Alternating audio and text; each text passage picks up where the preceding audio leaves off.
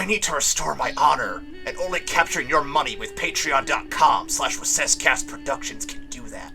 I'll get honor, you get bonus episodes and early access. It's a win-win. Again, set course for patreon.com/RecessCastProductions. Enjoy the show, and give me honor.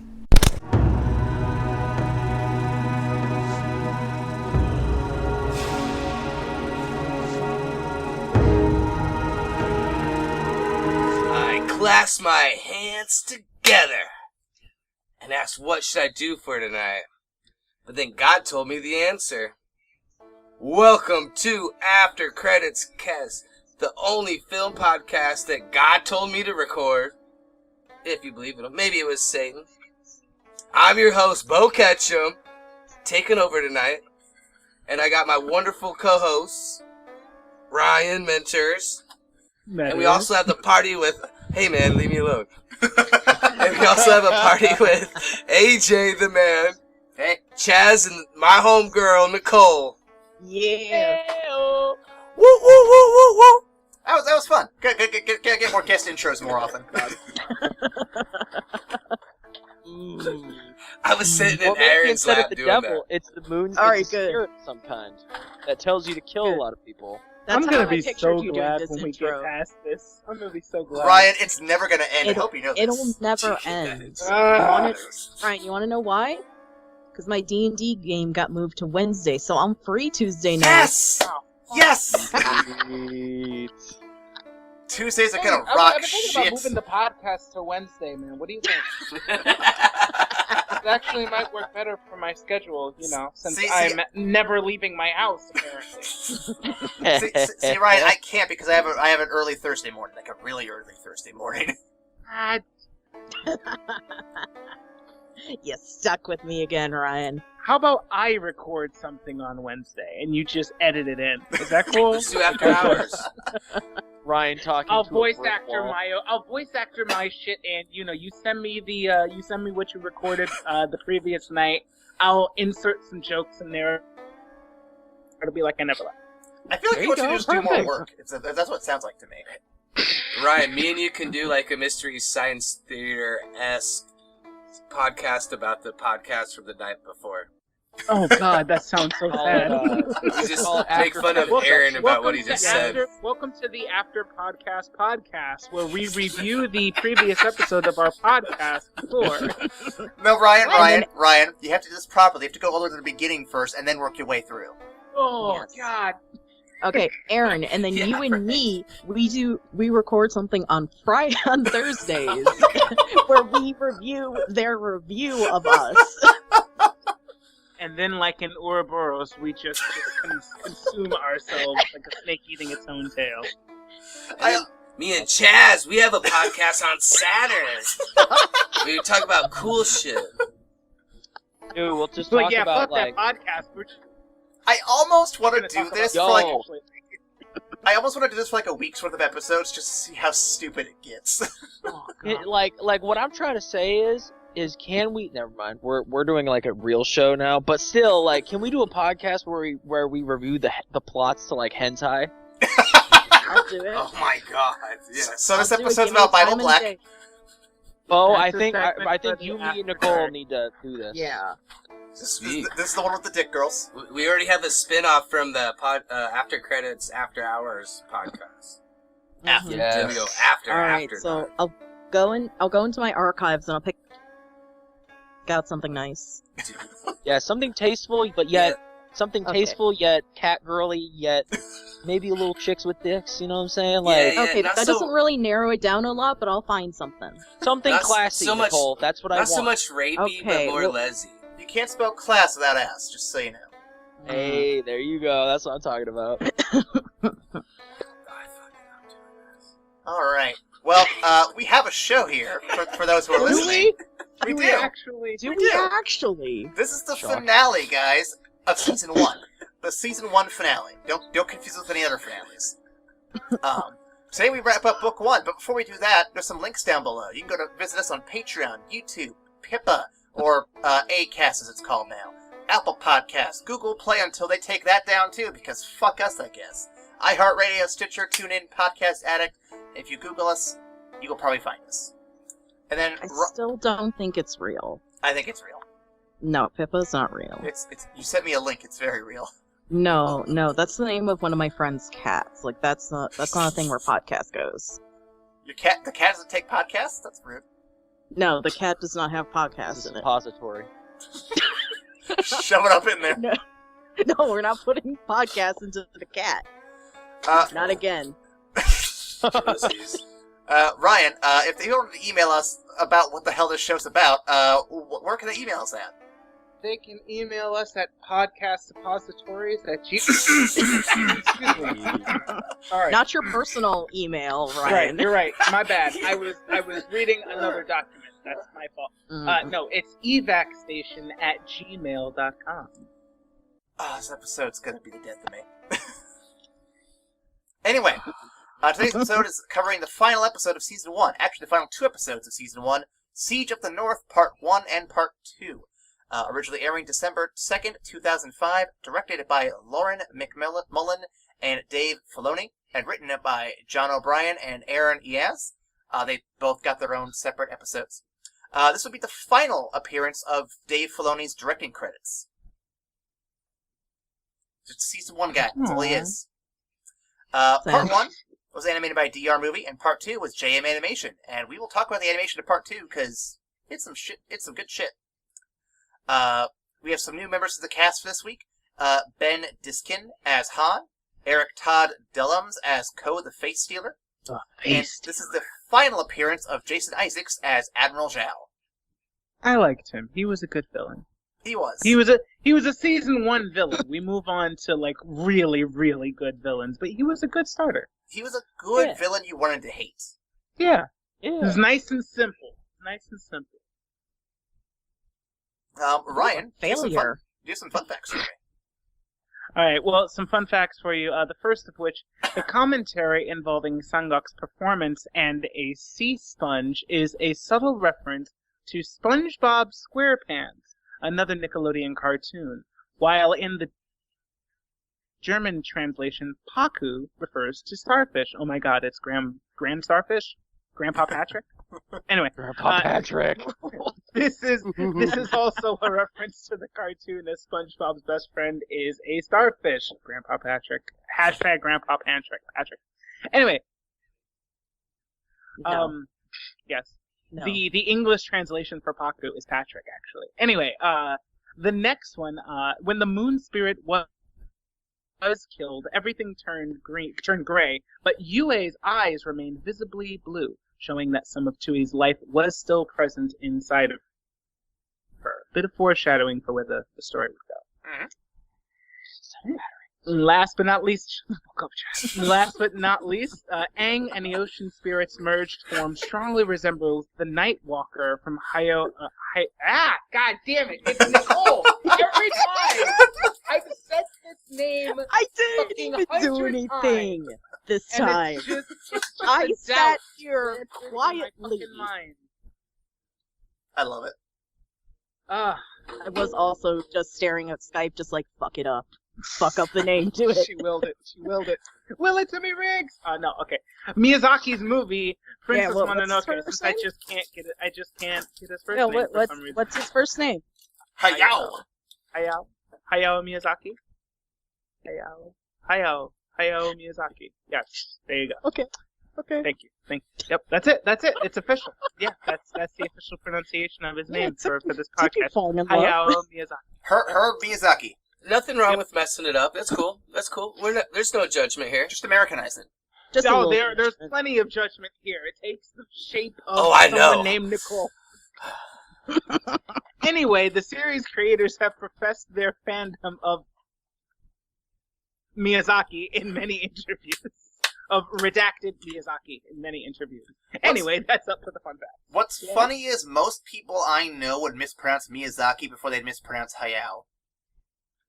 Yeah, well, Miyazaki's pretty, it's pretty straightforward, you know? It's just, there are 3 vowel sounds, right next to each other, and it's very interesting. Why is only sometimes a vowel? Yes, it's vowel sounds. Come on, man, just get to the goddamn... Look, English is weird. We're not getting started Also- this. Not again. Also, do vowels count in Japanese? What? Like, what is a vowel in Japanese exactly? Like, we know what they are in English, but like, are they the same things in Japanese? God, Aaron, you're asking. Well, Bruh. Who Bruh. the fuck would We know are that? not, we are not getting into deep linguistical discussion She- again. we No just one got knows done that. talking about hentai. We are guys that talk about TV shows and movies. Who the fuck is gonna know? I'm just asking a curious question. But if you guys want me to move on to synopsis, I've got a fun one here for you. You guys ready for this? Yeah? Okay. Alright, make sure your drinks are down, boys. Alright. After several days of our heroes getting cock-blocked, the Fire Nation arrives to invade the Northern Water Tribe.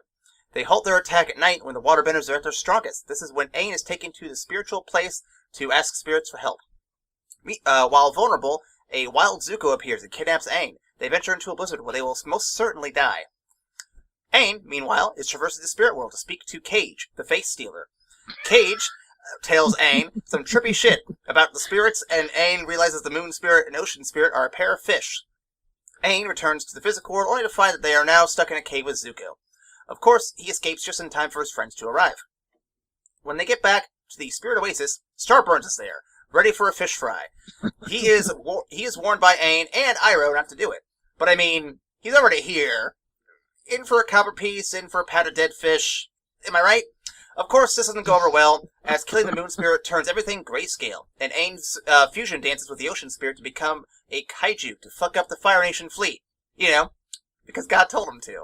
My man was Okay. literally possessed by the spirits of the ocean. Guys! God told him to. God told him to. Yeah. Princess Yue, Sokka's first girlfriend and protectee, gives her life up for the moon spirit, whose energy still resides in her, like a battery. Yue dies and in Sokka's arms, and the fish is alive again. Aangzilla sees the moon is back and returns home, grabbing Starburns along the way and throwing him into the spirit world. Zuko tries to save him, but Starburns ain't being saved by no traitor. The Northern Water Tribe is saved, but the news of this failure reaches the Fire Lord, who calls upon his one and only daughter to make up for the mistakes of Starburns, Iroh, and that one kid he doesn't seem to like. Zako, or whatever his name is.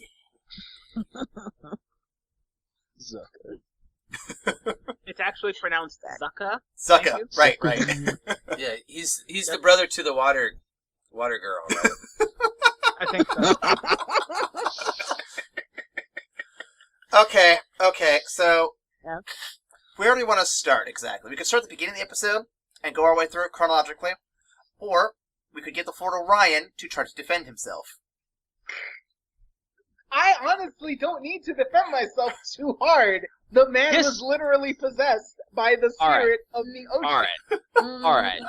Alright. Yeah. Alright. Actively Okay. possessed. Okay. Okay. So, like, riddle me this then, Ryan. Like, the fish is basically the god of the ocean, correct? Sure. Okay. So God was like, yo, you gonna do this? And Aang was like, aight, fam, I guess I'm going to. And then he started killing people. So you're gonna tell me that it wasn't his fault that he killed these people and, like, caused massive damage? Like, he's like, the whole series, like, I don't want to kill anybody. And then he literally kills probably, like, 200 people in this I'm episode. saying that the Avatar is the bridge between the physical world and the spirit world. So Yeah, so Aang became the bridge for the physical manifestation of the ocean. But he and was the also ocean doing- showed up and said, all you fuckers are dying today. It He was doesn't mean also Aang doing the will of a god, so which made him a cleric. It doesn't at that mean that moment. Aang killed him. It means So- that God yeah. came down and smote an entire army through Aang. So what you're So- saying is Mhm. he went on a holy war, He did. A crusade. and I said, he went on a Well, holy that's- war and Yes. proceeded to commit acts of terrorism. No, it wasn't terrorism. It was in the name of God. Oh, insurrection. Oh, Insurrection. yes, insurrection. Thank you. Yes. Yes. So it's perfectly fine. So Ryan, what you're telling me is if I believe, right, like, I am one with the spirit of the ocean, right, and I Got go onto an oil rig, okay, and it's one of offshore drilling places, and I put a bomb in there and I blow it up. Okay.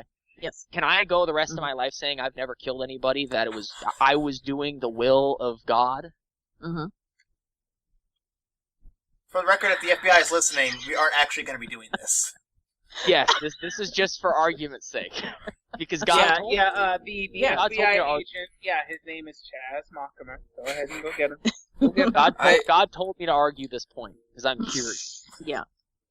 I mean, it brings up a good question. Just so I can come in to this argument with relative material. Growing up, the Mormon religion was very strong in my high school. The girls would take it in the butt. And so they would keep... Yeah, it's fine if you take it in the butt, because you're fine. Well, yeah, because they Also considered pure. themselves virgins because it wasn't in the vagina. Yeah.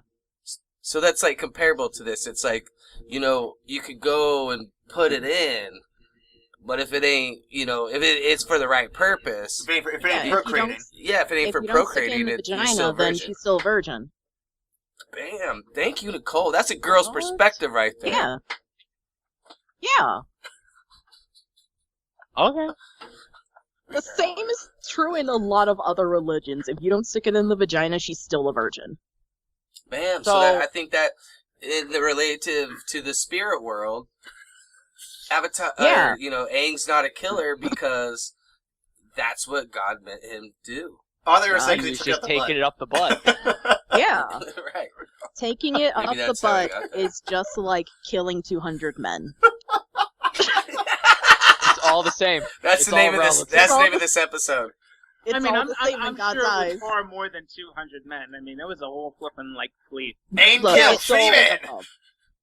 But He they're kills bad people. guys. In the Oh, name of here- God. Yeah, Deus Volt, take back the Holy Land. That's literally what he's doing. Yeah. It's a crusade. Because Like, that's told him to. What? Fish Crusade. Fish Crusade. Fish Crusade, Deus Volt, Yep. take back the Aqua, take back Atlantis, the Great Barrier Reef. That's exactly what happened in this episode. So Ryan, it's got away from me a Yes. little bit. It's got away from me a little bit, Ryan. So give us your points. Give us your points. That was honestly, that was it. Okay. I think there is the crux of my argument is that Aang himself is not choosing to go and wage war against the entire army recklessly, but rather he is actively possessed by a god level spirit. That's a real thing. So later on in the end, towards the end of the series, where he, not being possessed by anything, is struggling with whether or not he actually has to kill this person, or if he can find another way of stopping them, that is still intact, because he, Aang, is trying to make that choice, not some ancient eternal spirit that's been around since the dawn of the world working through him. That's my argument. That's my whole thing. And y'all can twist my words around as much as you want, but the will of a 12-year-old boy is not going to supersede the ocean. He was so God- possessed. That's it. So what I'm hearing, Ryan, is God told him to do it. God. Y'all can hear what y'all want to hear. I've made my The real point. question though here is, would Aang be able to control the ocean spirit better, or would Moana be able to? Oh God. Oh man, Just saying, they both got real this. questions. I mean, Moana was able to calm down an active volcano. So I mean, she's pretty swole. She would kill people 3 to 5 days out of the month. And she'd take the blame for it too. Just saying. Um, Saying God telling you to does not wipe the blood off of your hands. Your hands are still his hands are still the ones that drowned those men. Have you ever almost drowned? It's not a good time. These people did not go quietly into the night. They went screaming and gasping for air. Yeah. I'm not saying they didn't deserve it. I mean, all I'm some of them saying probably is- didn't. I'm sure there was a guy on one of the ships who's just sweeping the deck, and he's like, "Oh shit!" and then tidal wave. Just trying to pay his bills. Yeah. He's trying to pay his bills, man. He's just trying to feed his wife and kids. He was and just then, trying to put himself through college. and So then this what man you're saying comes is out they were here. just following orders. No, I'm not saying they were following orders. I'm just saying they No? were trying to make ends meet. We know more about how fascist we know a lot about how fascist the Fire Nation is, and how orders disobeyed usually meant death at the hands of their superiors. Yeah. So I'm just saying. So you could just be saying that they were just following orders when they were sent to eradicate an entire race. Yeah. Yes, and Aang killed them all. Mm-hmm. Because God told Not him the to. Ocean Spirit. He did it with the Ocean Spirit's power. He did. But he pulled We the will trigger. have to disagree on that, but okay. Somebody It was else God's loaded will. the gun and cocked it.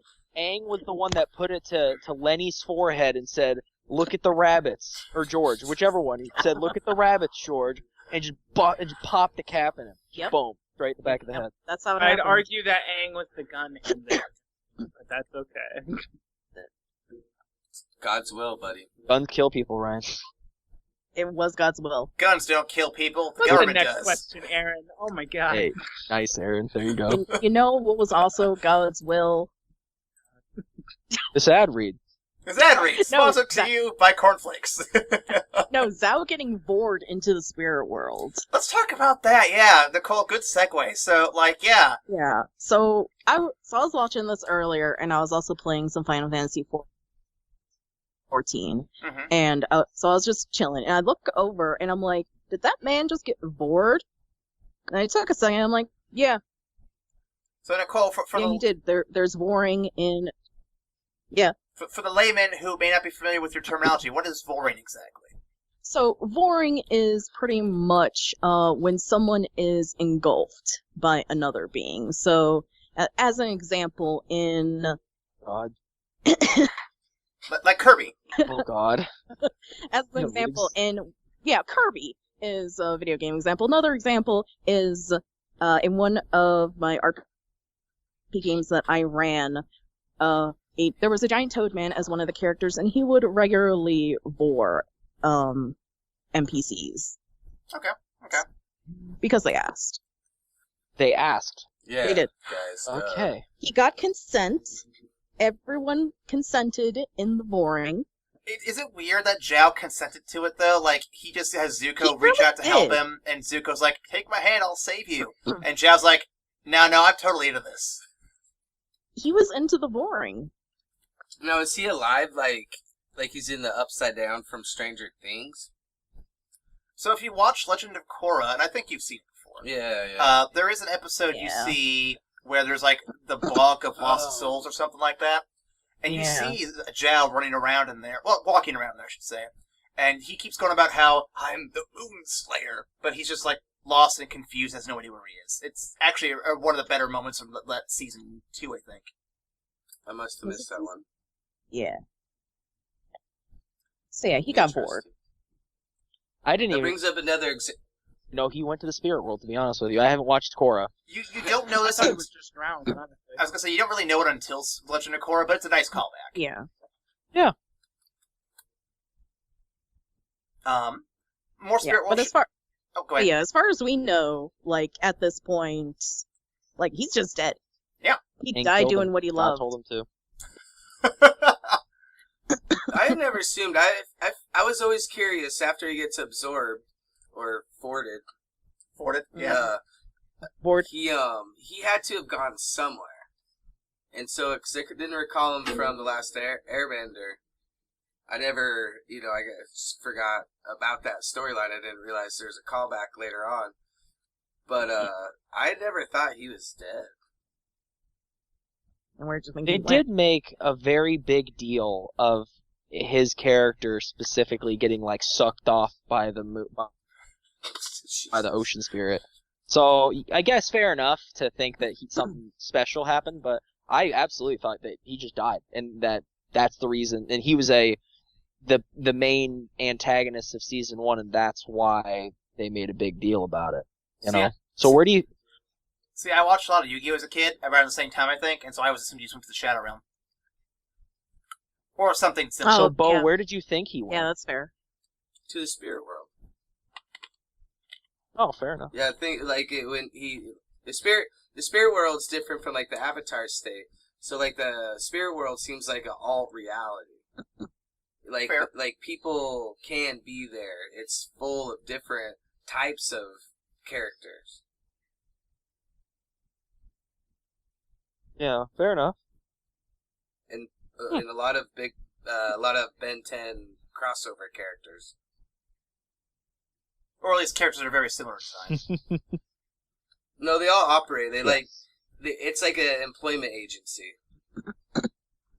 Like they get called to go to this realm, they get called to that realm. So, I do want to jump into this here. So, while we're on the subject of the spirit world, what are your thoughts on the spirit world? Now let me get a deeper dive into it. And what do you think of Ko the Face Stealer? And how is Ko even aware of Zhao's plan enough to warn Aang?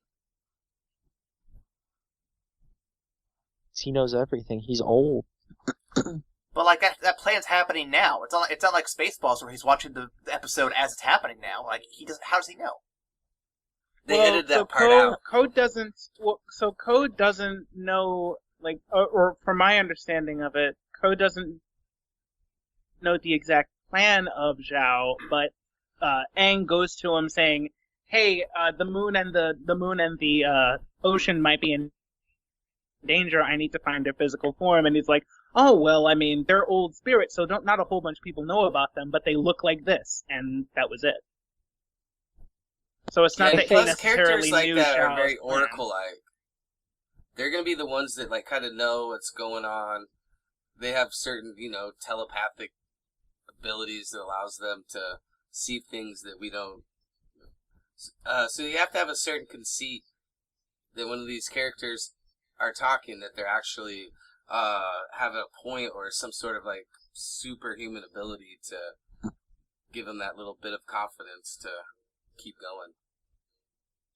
I think that it's age, right? Like, there's the saying, like, people who don't study history are doomed to repeat it. Like, if you look into history, I mean, it consistently repeats itself, whether it's, technology or whatever the case may be, but history consistently repeats itself. So maybe Ko's just like, yo, this has happened before. People have tried to kill the moon spirits before.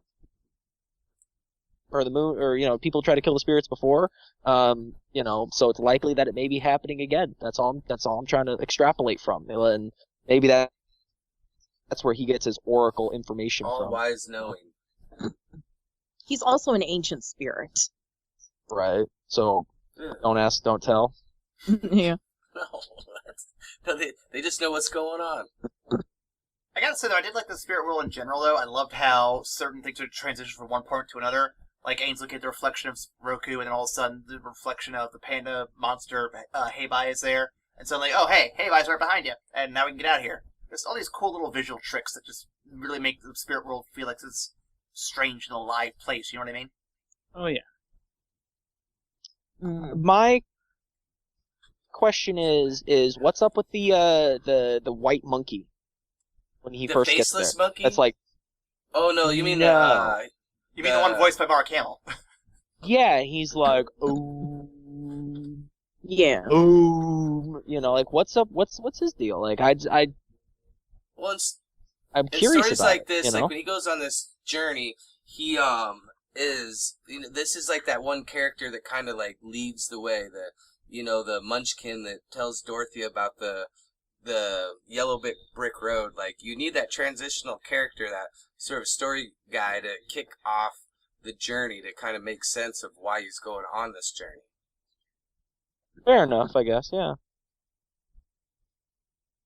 And that's my opinion. I thought he was funny. He smokes a lot of weed. Yeah. I wouldn't mind seeing more of his story though. It'd be interesting. My guess is there's a component to it where, so if you watch Legend of Korra, Chaz, you'll see the history of how the spirit world and human world were separated, and you'll see kind of like how the humans and spirits interacted prior to the separation, and there's a lot of animosity the spirits have towards humans for mostly valid reasons. So I imagine when a human like Aang does enter the spirit world, Avatar or not, they're like, oh, it's a human. I don't give a shit. Get the fuck out, kind of thing.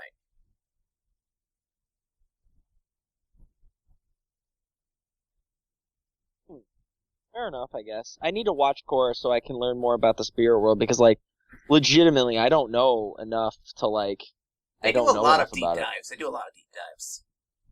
It's mostly based in the spirit world. It reveals a lot.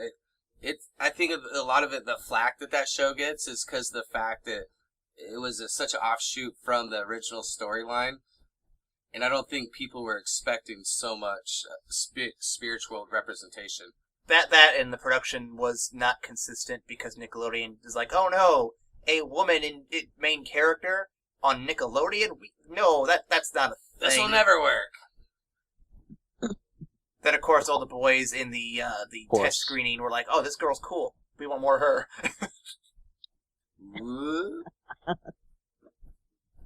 Let's see what else I got here. So let's jump back into the physical world for a minute here.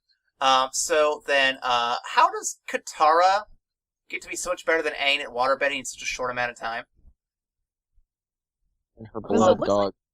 The plot. It looks like she actually, put in the work, because we see Aang just kind of just sitting I'm the around. Avatar, I'll get it. Like, I'll get it Yeah. eventually. Right. Like, he picked it up, like, typical 12-year-old, he picked it up so fast, just like, I got it, it's fine.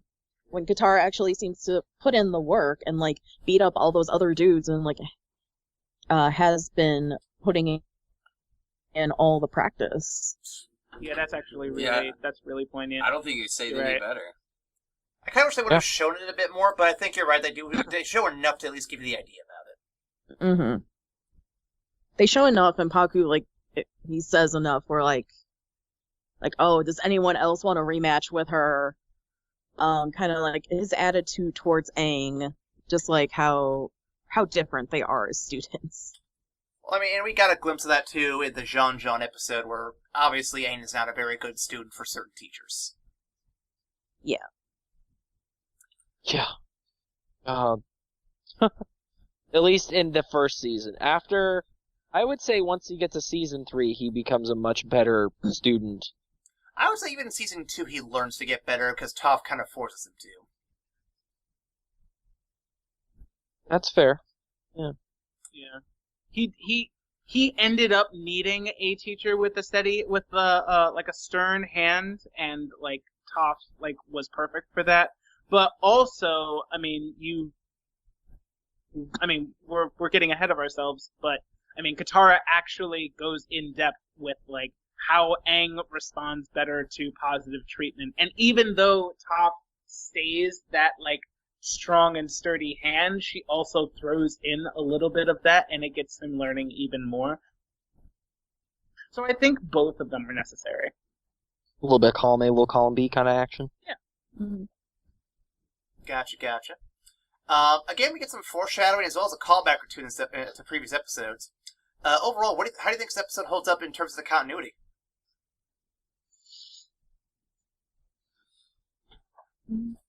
What do you mean? I think as far so for the foreshadowing, we see Zhao talk about the spirit library to an extent, and then for callbacks, I'm trying to remember all of them off the top of my head. It's been a minute since I've seen the full 2 episodes here, but I know that we get callbacks to stuff like Hey Bye and stuff like that, and there's something else too.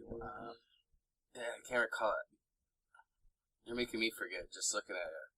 This is what happens when I watch episodes a month in advance to get all these scripts done in time. I think, in terms of continuity-wise, I think that it's pretty cool. I think when you're watching it for the first time and you've never seen the show, for example, my wife and I are going to watch it here in a little bit.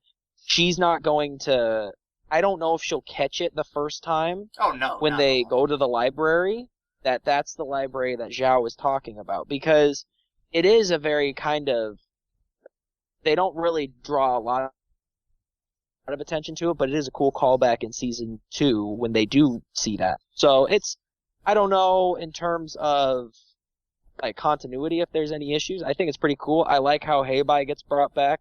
Heibai's my boy. He's my main homie. Hey, boy. Hey boy. There you go. So and I think it also does kind of foreshadow the change in Iroh's character as well, because it really shows you like that's the first real instance of him being like, nah, the Fire Nation is not all knowing. Like, come on, this is not a good idea, guys. Please don't kill the moon. Well, and see, that brings me back multiple times to the question we asked maybe a week or two ago. If Zuko had ever caught Aang, would he have would Iroh have let that actually go down? Like, would he have been like, oh, hey, yeah, no, you're good. Go take that to your papa. I feel like he would have stopped him. I don't know if he would have directly stopped him, but I think that he would have engineered Aang's escape. Yeah, because ultimately, like, Iroh, he's like this all-knowing, wise person. Like, he's seen so much. He's been on both sides of the coins, but he's a lot like he's had this revelation to the sense where he has a peaceful side to him, and he knows like greater good. He knows like the bigger picture of things, so he doesn't respond to everything the same way as everyone does. Everyone seems to be more violent and angry, where he has a more tea-like, peaceful, meditated sort of state on the decisions he makes. He's also the Grand Master of the White Lotus. So what I catch myself like imagining is, what if the whole operation to find the Avatar was kind of an infiltration mission almost. That way he can keep an eye on his nephew who just got fucking maimed by his dad and try to give him a better life. And just in case, against like the 1,000,000 to 1 odds that he actually finds the Avatar, then he can get the Avatar to the White Lotus, where he can be trained and hopefully undo the war. I would not be surprised if that was his plan. Man, I want an Iroh prequel just so we can see this stuff being set up. That'd be so cool. Yeah. I want the White Lotus. Like, I just want the Adventures of the White Lotus, where you have Iroh, Boomy, Haku, and what's John, Piando. Yeah. Oh, do you freaking get Zhang in there, and it's like Zhang and Iroh do Agni Kai, like, just training spars? Ugh. That's what Me I and Aaron want. were talking about, like, there's so many spin-offs of characters on here that we want to see. Well, even if you just did every other Avatar, like, yeah, the universe is just full of really good options to go with. We have Kyoshi books, we have Korra, we've got references to Avatar Kurik in the Kyoshi books, and that's just scratching the surface. You could easily do hundreds of prequels if you really want to take the time to, or you could even go further beyond in the sequel range. Like, I've seen some people suggest they want to see like a not like a super high-tech future, but like a cyberpunk-style future, like modern era to early 2000s era for the next like Avatar. a Shadowrun type thing. Yeah, where, something like that. Technology's going so far that people are losing their natural connections to the spirit world, and the Avatar has to kind of still act as the bridge while the spirit world is actually dying. That'd be cool. It writes itself. Right. I think we just agreed on like a great plot.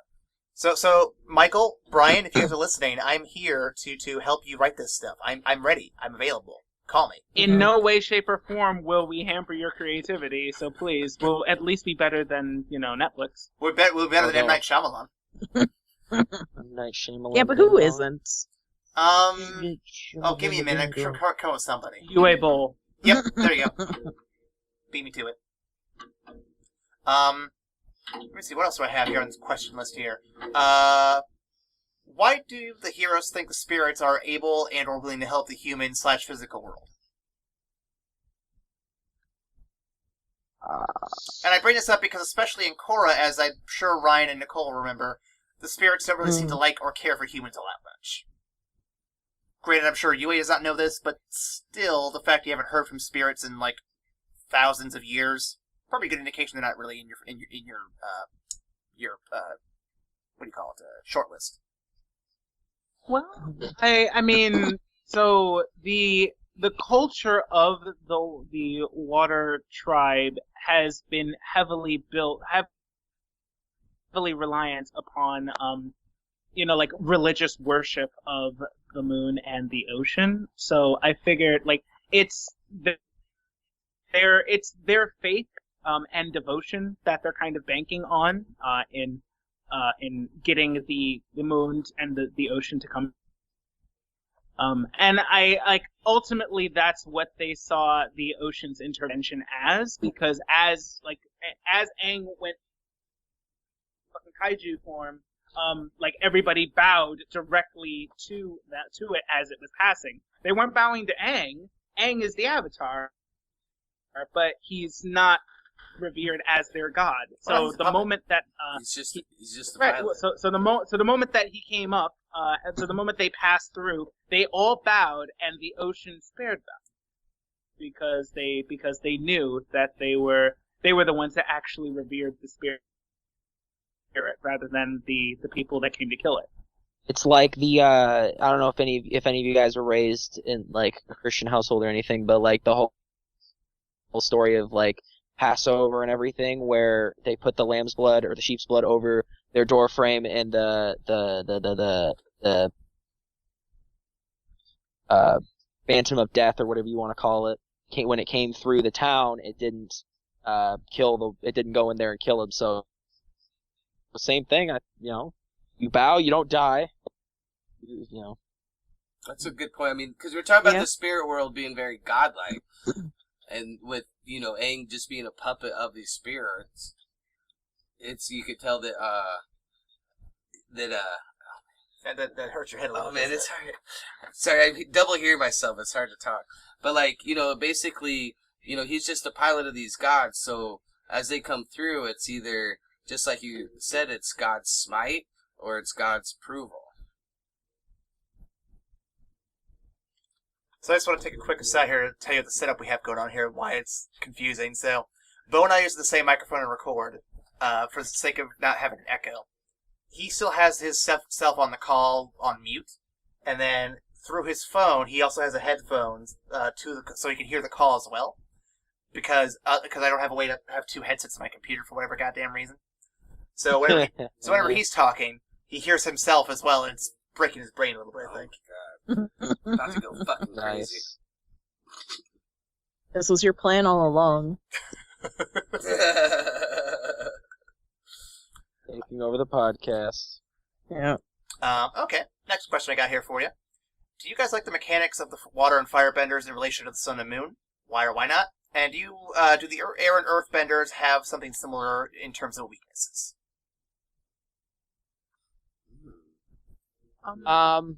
Yes.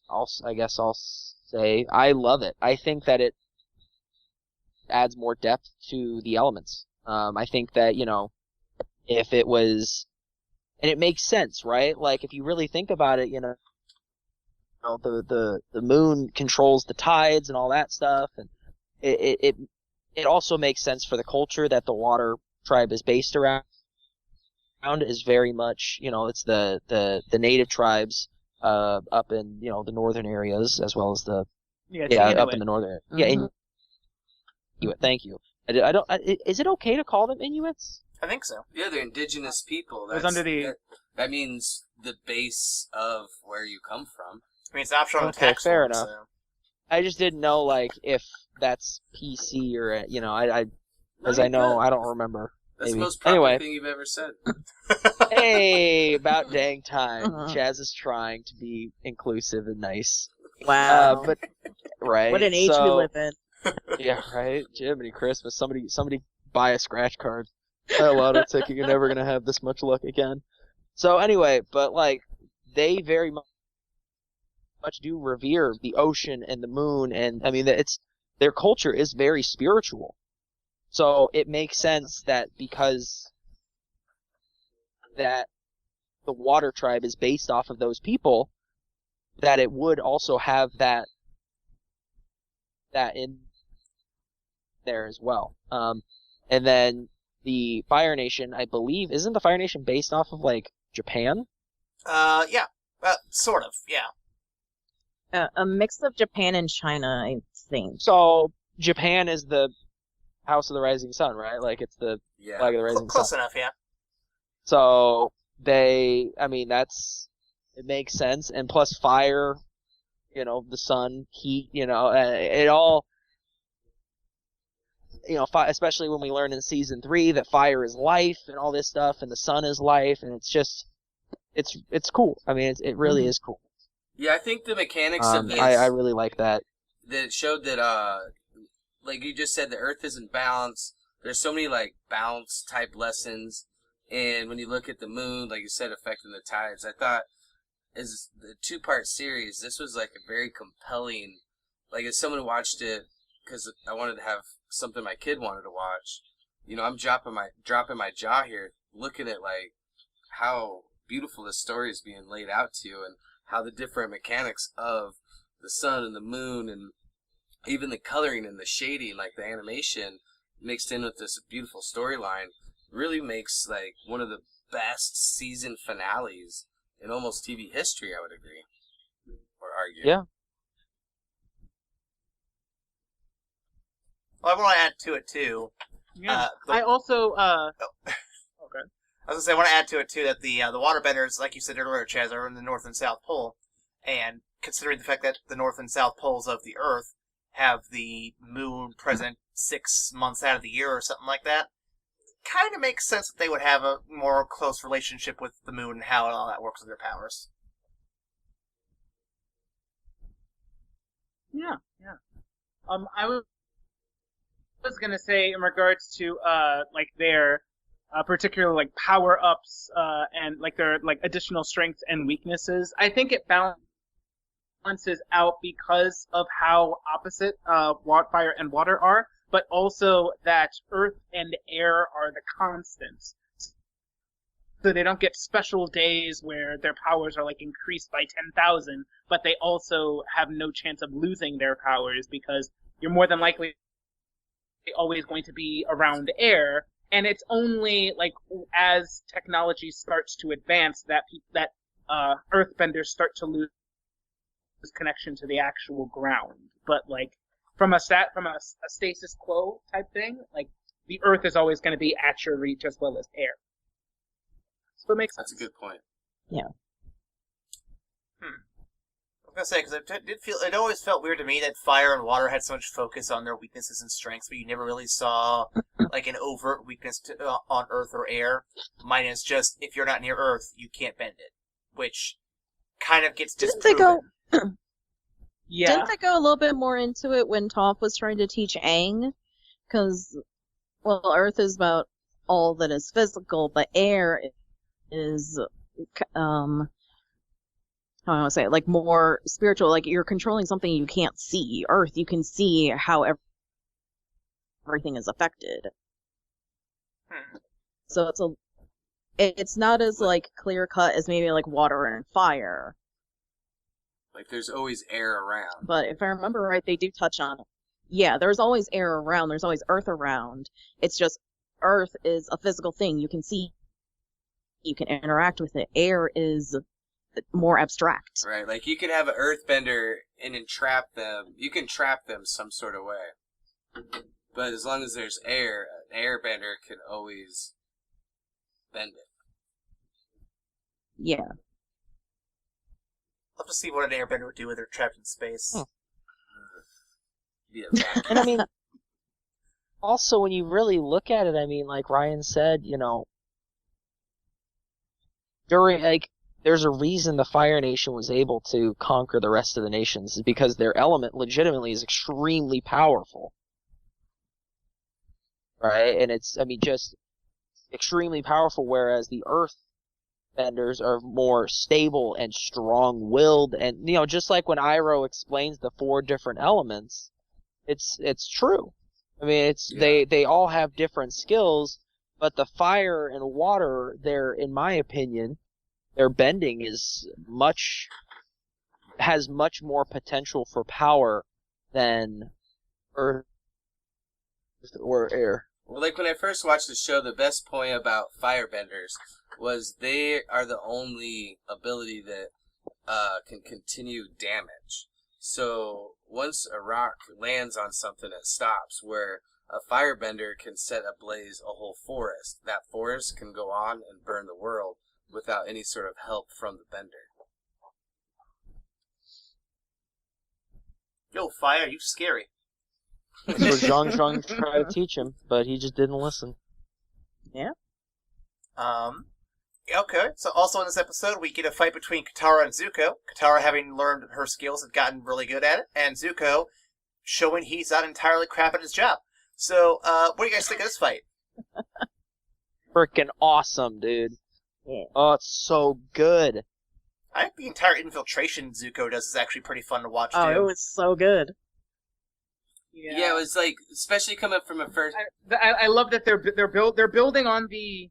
I feel like they're building on the the foundation that they've laid with Zuko ever since like the Blue Spirit and the Storm, where they're like, Zuko is actually really fucking competent. He just like there's a lot of other shit that's getting in his way, both mentally, emotionally. But when he's got like a clear-cut mission, like Zuko can really get some shit done. So I really like that. Yeah, I really liked how he got into there. He got called out for being the Blue Spirit, and it really humanized him in a certain sense of like, he is powerful, he is great, but he also has a little bit of a spirit to him. Even though he was trying to like take out Aang, there is still a good soul in there. But that fight was pretty epic in the sense that his underestimating her in the sense that like he was surprised by like how powerful she is now.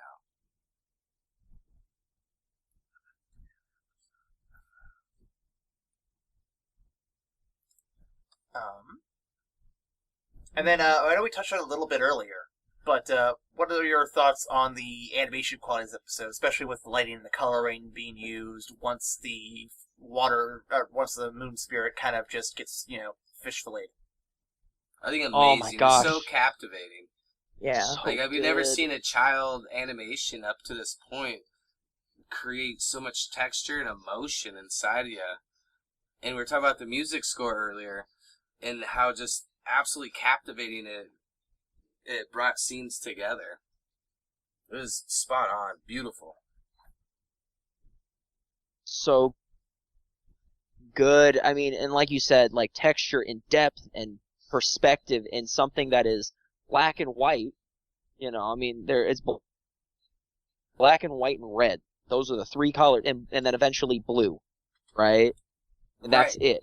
Exactly. And it's amazing. And then, like you said, the music score just swells up, and it's so good.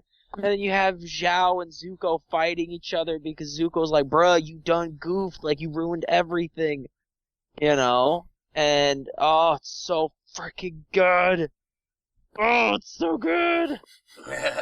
No, agreed. It just shows, with this show and this pinnacle, and you get to that color schemes, and the way they're able to, like, layer them. There's a certain point even where everything's gray and the firebenders, their fires are even just like, they're animated. So you see that, and that's lifted off the page. But the shadowing that's behind that, it just gives you goosebumps. I think that that fight, or that I guess half or quarter of the episode, however many minutes it spans, is very similar to the fight in season 3 between Zuko and someone else, or between Zuko and Azula. Spoilers, sorry. But like how the music and the sounds and the colors and just the animation is just gorgeous. I mean, it really is amazing. It really is. These guys know how to produce. People can draw, man. Oh, People can draw, man. Yeah. I think we touched on Ainzilla a little bit earlier, so I don't know if we need to jump into that right away. I think I've hit up most of my questions I've got on here, actually. We've still got a little bit of time left. Is there anything else that I have missed that y'all are dying to talk about that we need to cover? Yue was a water battery bed- pack for a fish. No, you're the Agreed. worst. Agreed. Oh, no. Oh. I was going to say, because we touched on that already, we already talked about it. The speech that the waterbender captain gives is the exact same speech from Independence Day. Yeah, you're right. Yeah? It's bullshit.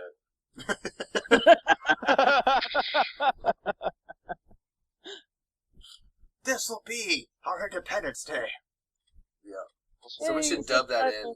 Make that a meme or something. I'm sure it exists. I'm sure it exists. If it Nicole, get on doesn't... it. What? Okay. Get on it. Alright. We should also do a Cancel the Apocalypse version of that, too. Pacific, Oh my god. Pacific Rim, anybody? Pacific Rim, yep. Anyone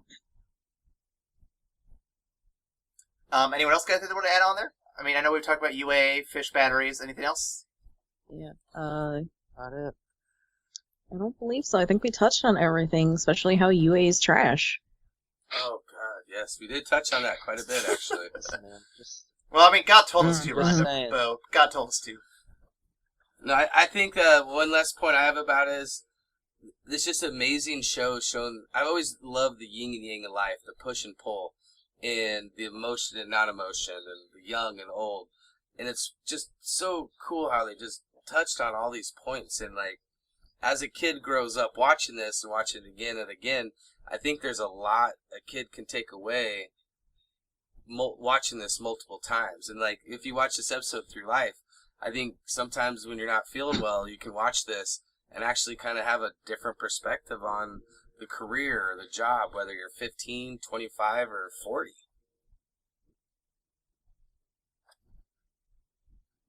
I'd also like to add, I agree. that I want more Code the Face Stealer. I feel like he was very underutilized. Yeah, I really Yeah. want to. I don't know. Yeah, he's crazy. I mean, he's cool, but like, I don't know. I'm not saying like I want a guess- whole season with him, but like another episode would have been cool.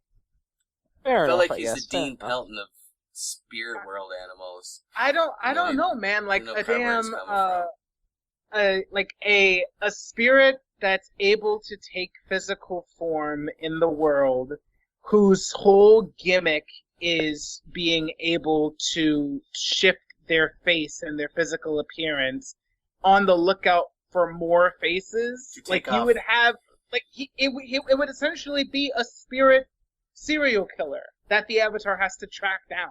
Oh, that'd be That- so cool. Well, That's the best. so I'm down. does his physical body change to the face that he steals? That's coming out of his like mouth So vagina. in the spirit world, no. But if they were to take a physical representation, I cannot imagine he wouldn't have that power. I don't know. I think he's pretty dope. You could make a really I good think it's pretty story out dope of that. too. I I'd be think he down. would be an amazing. I think he would be an amazing villain. It would definitely be a darker villain, to be sure. Oh, I see what you're saying. Mm-hmm. Because of his physical changing ability, that makes him that much more dangerous. I would. Right. I would like Because a. you'd have a serial killer who could literally you would have Arya Stark. You would have the fucking faceless man in Avatar. Only it's a spirit and probably has some other spooky powers and shit. I would like a 3-episode miniseries just doing this plot. This sounds really awesome. Well, that's all we have for Avatar: The Last Airbender, the season 1 finale. Before we wrap up with the rankings, again, a reminder for you guys: you can follow us on various platforms of choice: Tumblr, Twitter, and Facebook. You can also reach out to us directly to tell, and if God told you to, tell us what He told you to do. I want to know what He's telling everyone to do. I want to know what's so important that God's got to reach out to people and say, "Hey, do this." I'm sure I'm going to get some horrible emails from this. Ryan, what is that email? That email is where do overused jokes go when they die? I.gmail. I mean, excuse me. That's evacstation@gmail.com. Don't worry, Ryan. I'm sure in season 2 you'll say something that will jump on and make a running joke for the whole season. Yep. I'll give you guys Yes, some more and- material at some point. Yep. Hey, we're only an episode away, and I actually have a fun script thing for you next episode. I think that we're gonna do. So I can't wait to hear you Boy. hear you do it. So we're to the final thoughts here, where we rank up the episodes from platinum to bronze, all the colors in between. where do we rank these two finale episodes? Because, yeah, this is a little different than usual. I would say episode 2 is gold, or episode 1 is gold, episode 2 is platinum. Really? We're not there. Like I would say part 1 is gold, part 2 is platinum, just because the fight and the music. And the part where he gets possessed by the spirit and goes all kaiju and just beats the living hell out of the fight. Like, where is the spirits during this whole thing? Like, bro, hey, bud's like, oh, they buried my forest. Like, okay, then do something about it. Like, go fight the people who are responsible. You know what I'm saying? Like, they can't touch you, so go beat the cheeks. That's all I'm trying to say. I rank this one as compared to both of them. I mean, that's like comparing Kill Bill Volume 1, Volume 2. Like, they're great in their own right. I feel like as a whole, if we look at it as a whole episode, this is completely platinum. For a cartoon, for a show, they show so much. Everything from music to animation, storyline. Like, this is beautifully crafted. I love the yin and yang, the lessons that you had. Best filler episode ever. Another one of our running jokes. I love it. Agreed. It's a very good filler episode. I can't wait until we get to the actual plot. It's like the best filler episode. Right? Yeah, top 10 Poggers. filler stuff. Nicole, where do you fall on this one? Oh, I definitely agree with both of you guys. This is a very good way to end season 1, and how just things are going to start picking up in season 2. I think I'm going to give this one a handful of starfish. A handful of Paku? Starfish. A handful Yeah. of Paku? So Yes. would a handful of Paku just be his jizz in your hand, Ryan? Oh, God. Ask Nicole. That's what she's rating it. It's whatever you want it to be, baby. So I guess that means platinum? Ryan, where are you gonna put this one at?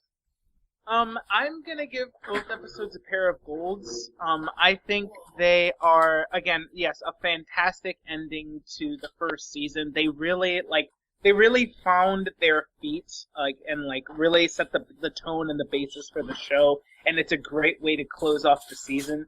I'm only hesitant to give them platinums because I know that the bar gets set super high moving forward. I think this is a great end to the first season and a great springboard for the rest of the show. So I'm going to give it a pair of golds. I am in a similar boat to you, Ryan.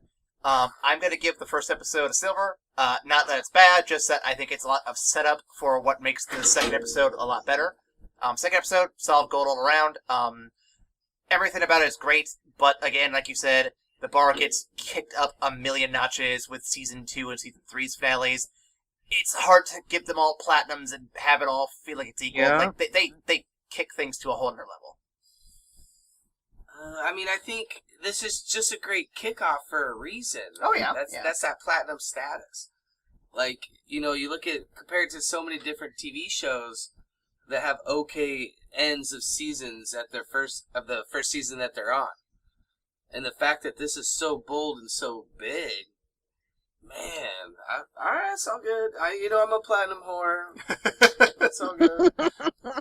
Bo with a platinum whore. Man, you can be a whore for a lot worse things. That's very true. Man, And I am. $20 is $20. So that is all for this week's episode. Thank you all for joining us for Avatar: The Last Airbender Season 1. Tune in next week when we finally kick off Season 2, and it sounds like we got Nicole as part of the running cast going forward for a while. So next week we'll be talking about the season premiere, which is called... what's the episode name? The Avatar State. And then episode 2 might as well just be called Secret Tunnel. Secret Tunnel. Secret Tunnel. Secret Tunnel! Next week's going to be fun. Thank you for listening. We'll see you after the credits. Bye. Bye!